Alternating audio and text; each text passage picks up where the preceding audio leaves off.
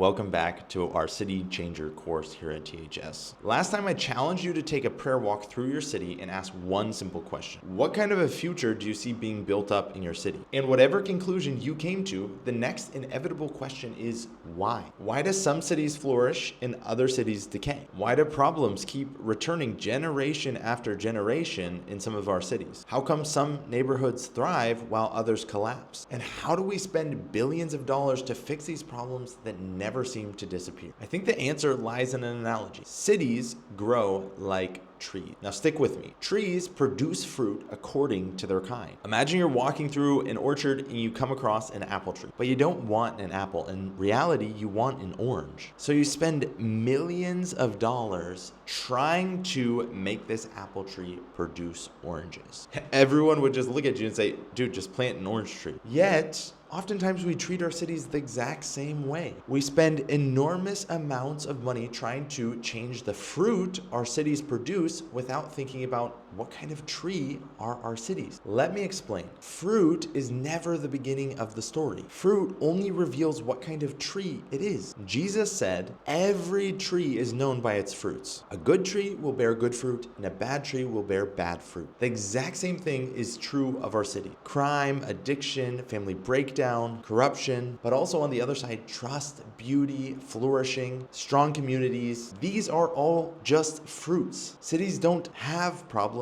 cities create problems. Or they can produce human flourishing. You just have to ask the question, what is producing these kind of fruits in your city? This is what we call the big tree vision. Every city is like a forest made up of a bunch of trees. And every tree follows the same exact growth pattern. Start out as seeds, then they put down roots, then they grow up a trunk, then they put out branches, leaves, and fruit. This is not just true of trees, this is true of cities. The seed is what people actually believe. This could be religious beliefs, ideas, philosophies. The roots then sprout out from those seeds, and that's what gives people their sense of grounding, what gives us identity, how we understand the world, the purpose of life, these kind of things. The trunk is then the character of the person that is produced by that worldview. And inevitably, those people are going to create other things, organizations, institutions, families. Those are the branches that come off the tree. This could be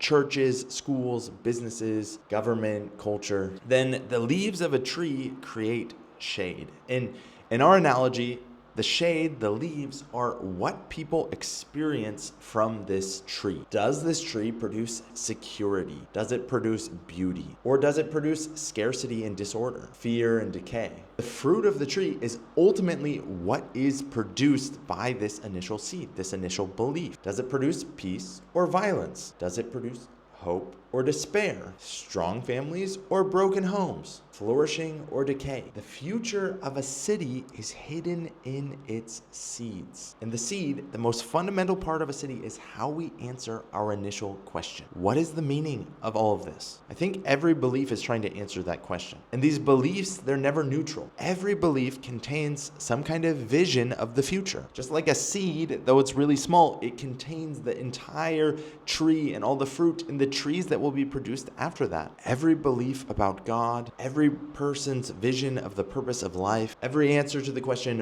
what is a human being? Those are the seeds. And whatever seed is planted over time, these are the seeds that are actually going to grow. Beliefs become our identity becomes our character dictate what kind of institutions and things we will build, and these institutions are what are going to shape the future fruit of our city. So inevitably, a city becomes a full-grown forest of everything that it believes. And this is why what we believe is so vitally important. Different visions of the future compete for the hearts of our city. Every religion is planting seeds. Every ideology is planting seeds. Seeds are being planted all over social media. Seeds are being planted in our universities. And the future of our cities and of our world belong to what seeds actually are taking root. The problem is that it takes a lot of time for these seeds to grow and reveal the fruit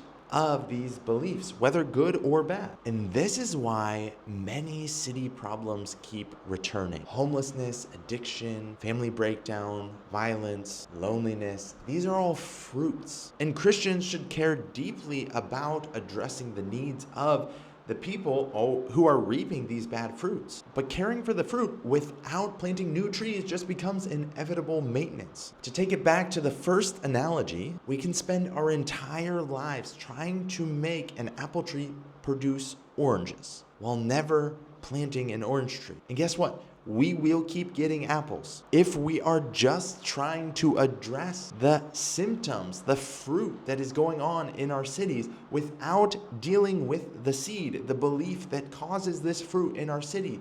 Then we are just going to keep doing the same maintenance over and over and over. Cities are actually changed when new seeds are planted. Those new seeds are people actually believing differently. And we cannot consistently expect to see Christian fruit on non-Christian trees. Why would that ever happen? But I think there's a reason for this. I wonder if many of us Christians are content being a forest full of stumps. We are vibrant and alive from the trunk down, but most of the time we're not willing to grow branches and to provide shade. We don't have very many leaves and very minimal fruit. We care so deeply about personal faith. We care about prayer. We care about Bible reading. We care about church attendance, personal holiness. And don't get me wrong, these things are very important, but healthy trees don't just stop at the stump.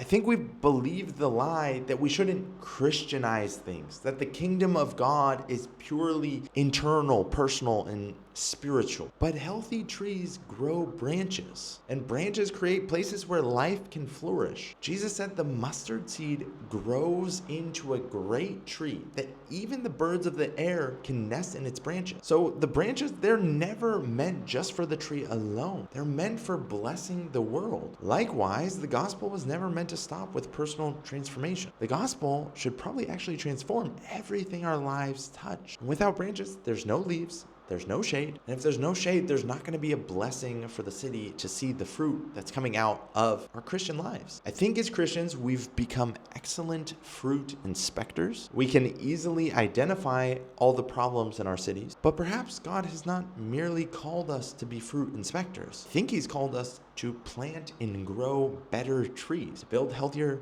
families, to make pure churches, to have schools that are actually rooted in teaching things that are true, to build amazing businesses on integrity, to create institutions that help human flourishing. And all those things we've seen in our world in the past, and they're fruits that didn't appear by accident. They grew from Christian trees that came from the Christian worldview when Christians believed that your faith shouldn't just be merely personal, but it should go out into every area of your life. This is the kingdom of God. It's not the final kingdom, but it's the taste, the hope of what will be that heavenly city when Christians are using their talents to build amazing, God-honoring things for His glory. And those things will touch so many people's lives. The future of our cities will be determined by what seeds take root, grow up into fruit-bearing trees, producing that fruit for the world. The question is, will we as Christians go beyond just being stumps, or will we just hold back and say, that's the world's area of expertise? I think if we want to grow past being just stumps, we need to change our theology about how we view the practical outworking of our faith. And that's what we're going to cover in the next video. So stick with us. Thank you for being here. See you next time.